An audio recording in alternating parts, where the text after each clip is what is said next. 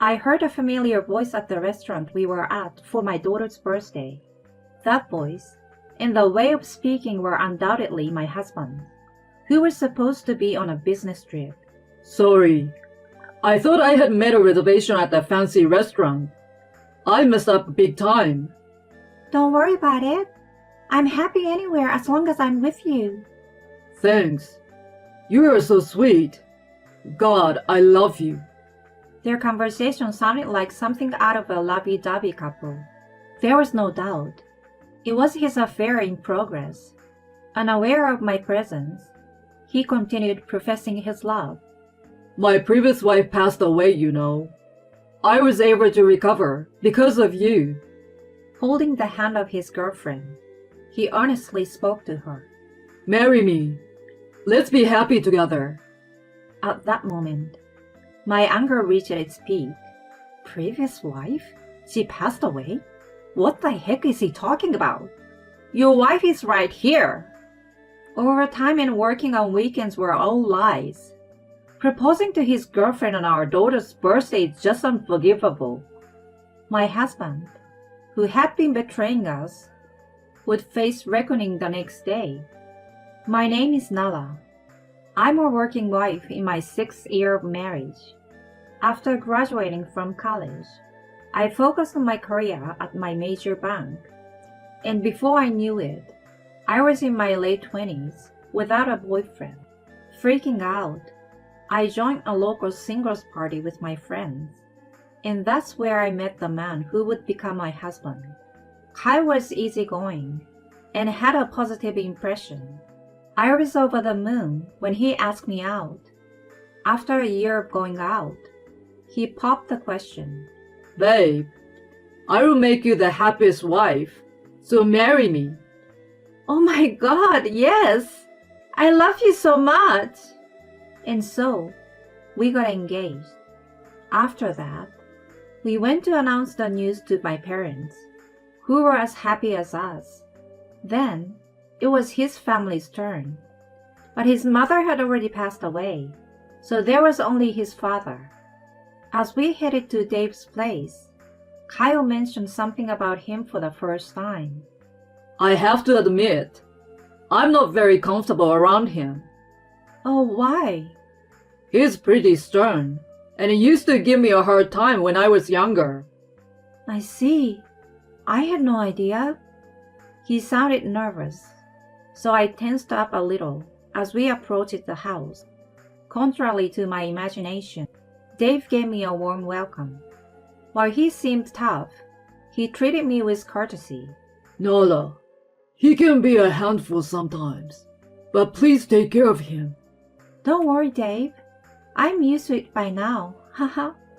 Kyle, you are starting a family now. Take responsibility and be a good husband to her. I know that. And so, our first introduction to the in-laws ended. Afterward, we got married, moved into our new apartment, and began our newlywed life. Right after we started living together, I realized that he couldn't do any housework.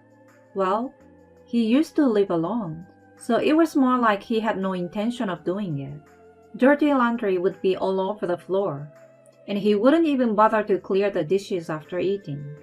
I asked him to help with the housework once, but he simply dismissed it. Isn't that the wife's job when you get married? Are you seriously asking me to do it? I was totally stunned and couldn't say anything back to him. Since then, no matter how much I complained, he never improved his attitude. About 2 years into this kind of life, I found out I was pregnant. He was overjoyed and looked forward to discovering whether it was a boy or girl. My parents were thrilled to hear the news too, and Dave said, Take it easy on yourself from now on, and have a healthy baby. Our child was blessed by everyone, which made me happier than anything. However, when my morning sickness kicked in, Kyle still didn't show any sign of helping me with housework. I was so frustrated, but I had to push myself to do the chores, no matter how unwell I felt. When I was 8 months pregnant, He surprised me with a sudden statement. Hey, hon, I'm thinking about taking paternity leave. Huh? Really? Yeah, you know my company is Scandinavian, and a lot of my colleagues are from there. I see them taking leave and being involved in caring for their newborns. It's pretty cool. As you may know, Scandinavia is one of the most advanced regions when it comes to the family support system. Learning that he was aiming to become an involved dad made me happy. Thanks, love. It means a lot to me. I was feeling overwhelmed. It would be great if you could help with babysitting and housework. Leave them to me. I believed that he would change his way once our baby arrived. I was still hopeful back then. Later, I gave birth to a healthy girl named Emma. Kyle took 3 months of paternity leave, which was scheduled to start at the same time as the baby was born. However, he still didn't do anything contrary to my expectation. He would hold Emma and coo on her.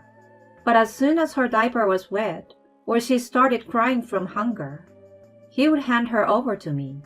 Her diaper must be wet and uncomfortable. Change it for her. No way. I don't want to do something so nasty. Fine. At least vacuum them. Seriously? I don't know how to do it.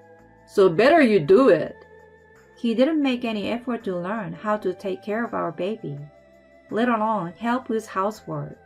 I was exhausted after giving birth and sleep deprived from the crying baby throughout the night. While I was busy doing everything, he was just lounging at home, playing with his phone. Sometimes he would go out somewhere, eat out alone, or shop, and then return. I was getting upset, wondering what he was on paternity leave for in the first place. I even thought about talking to his dad about it, but I decided to hold my tongue to avoid unnecessary conflict. Emma grew rapidly, and Kyle returned to work after the paternity leave. I took a year off from work and planned to put her in daycare when I started working again. Time passed, and Emma turned 3.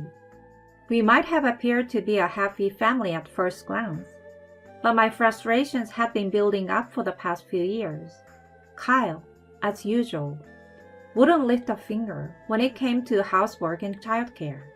Moreover, for the past 6 months or so, he'd become increasingly busy with work, often working late on weekdays.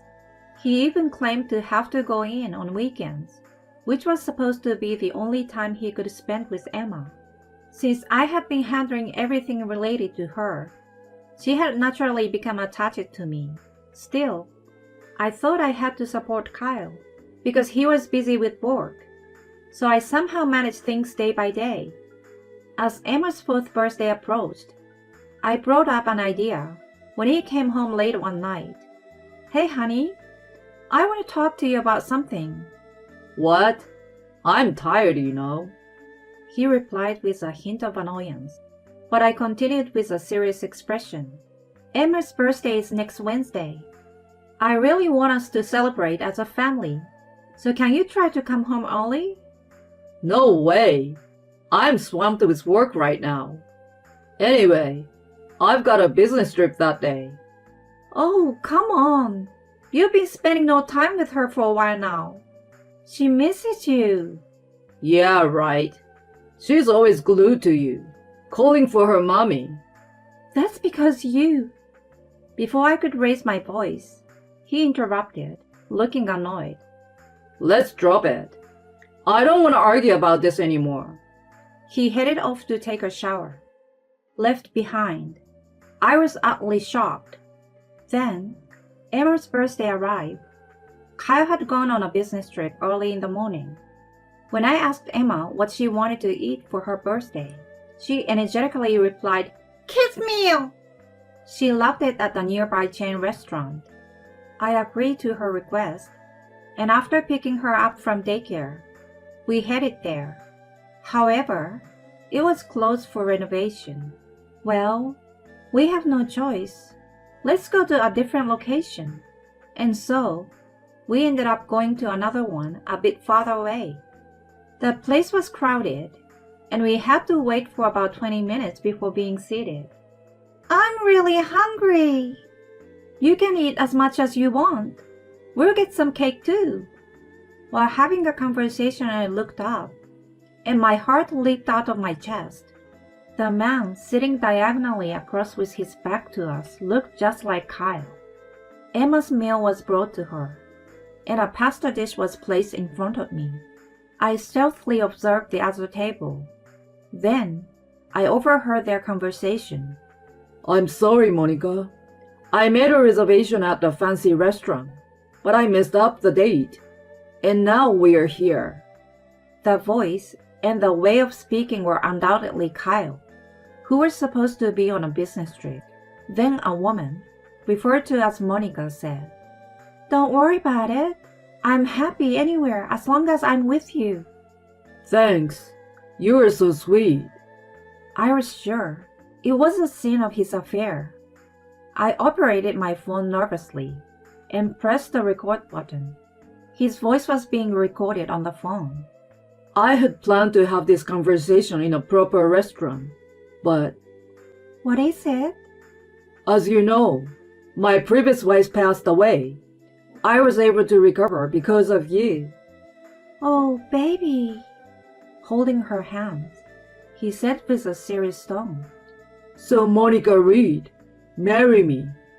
Let's be happy together. Her eyes welled up as she responded. Kyle, let's be happy together for your previous wife's sake too. At that moment, my anger reached its peak. Previous wife? She passed away? What the heck is he talking about? Your wife is right here. Overtime and working on weekends were all lies. Proposing to his girlfriend on our daughter's birthday is just unforgivable. Mommy, what's wrong? You look scary. Emma's voice made me snap out of it. Oh, it's nothing. Here, have some cake. I looked up again, but they had already left the restaurant. After celebrating her birthday with a forced smile, we returned home, and I took action immediately. The next day, after finishing work, I waited for Kyle to return home. The door swung open, and he casually said, I'm home. I stood in the hallway and immediately started acting on my plan. Welcome back. I went to the trouble coming back from my grave for you. Huh? He looked perplexed. Grave? What are you talking about? Well, you said I passed away, right? What? He still didn't seem to get it, so I played back the recording from the previous day. My previous wife passed away. I was able to recover because of you. So Monica Reed, marry me. Let's be happy together. I had edited the recording to be loud and clear. His voice echoed through the hallway. At that moment, his face turned pale. What the heck is this? Were you in that restaurant yesterday? Obviously, that's where I heard you saying this. God damn it. This is an invasion of privacy. Proposing boldly in a public place, and now you're talking about privacy? But wait, what's the deal? I'm supposed to have passed away without knowing it. That's... I sighed as he stammered. You know, divorce is inevitable after this. I'm going to claim alimony from you, so be prepared. Divorce? Alimony? Hold on. Do you have a problem with that? I grimaced, and he blurted out with a red face. It was just a joke. A joke? Right. There's nothing going on between me and her. You can't just come after me for alimony without evidence. Then, a couple of figures appeared from the living room. What? Monica? What are you doing here? And Dad too? Monica was glaring at him with an intense expression, and Dave was standing with his arms crossed, showing his anger. After I got home from the restaurant, I searched for Monica Reed on social media and contacted her. revealing everything. Judging from their conversation, I had thought she didn't know the truth. I was right. She was terribly shaken and apologized to me. I accepted her apology and asked her to help me. I also explained the situation to Dave, who rushed over. I left Emma with one of my mommy friends and ambushed Kyle with them. Jeez, Monica. He mutters as if in a daze. Then she started screaming at him. You said you were lonely because your wife passed away, right? She's still alive. And there's even a child. What's up with that? That's... You proposed shamelessly even though you're already married. I was a fool to accept this garbage. She threw the ring box at him. It hit him square in the face, and he crouched down in pain. Ouch! What the heck are you doing? I'm going to sue you for marriage fraud. I'm coming after you for tons of money, so you better not run. She huffed and puffed. Kyle was still crouching and stared her up in bewilderment.